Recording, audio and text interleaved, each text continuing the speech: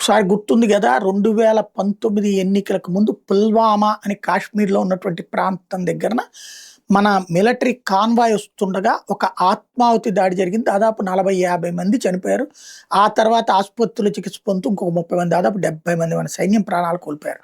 అప్పుడే మనం బాలాకోట్ అనేటటువంటి, అంటే అక్కడ మనం దాడి చేస్తామని తెలిసి వాళ్ళ తీవ్రవాదులు ఎవరైతే పీఓజేకేలో ఉంటారో వాళ్ళందరినీ తీసుకెళ్ళి పాకిస్తాన్ అంతర్జాతీయ సరిహద్దులో, అంటే పాకిస్తాన్ దేశం లోపలే అట్టిపెట్టుకుంది. బాలాకోట్ అనేటటువంటి ప్లేస్లో ఉన్నటువంటి ఉగ్రవాద శిబిరం ఏదైతే పైకి మదర్సాగా కనబడుతూ కింద ఉగ్రవాద శిబిరం నడిపేటటువంటి దాన్ని పేల్చి పడేసింది మిస్సైళ్లతో.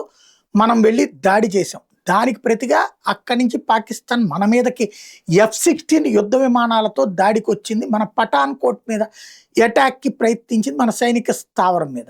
దానికి ప్రతిగా మన మిగ్ యుద్ధ విమానాలు వాటి వెంట పడితే అందులో నుంచి అభినందన్ అనేటటువంటి మన సైనికుడు వాళ్ళ F-16ని కూల్చి పడేశాడు.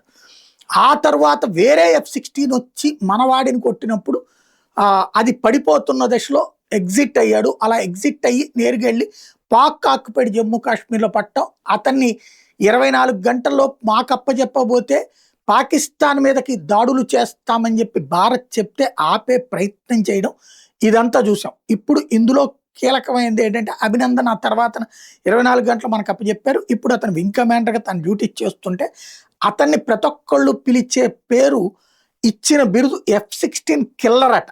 F-16 విమానాన్ని కాల్చి పడేసినోడు, పేల్చి పడేసినోడు అంటూ అతన్ని అభినందిస్తున్నారు. లేదా అతనితో ఇప్పటికి కూడా సైన్యం అంతా చాలా ఉత్సాహంగా ఆ విషయంలో తోడు ఉంటున్నారు.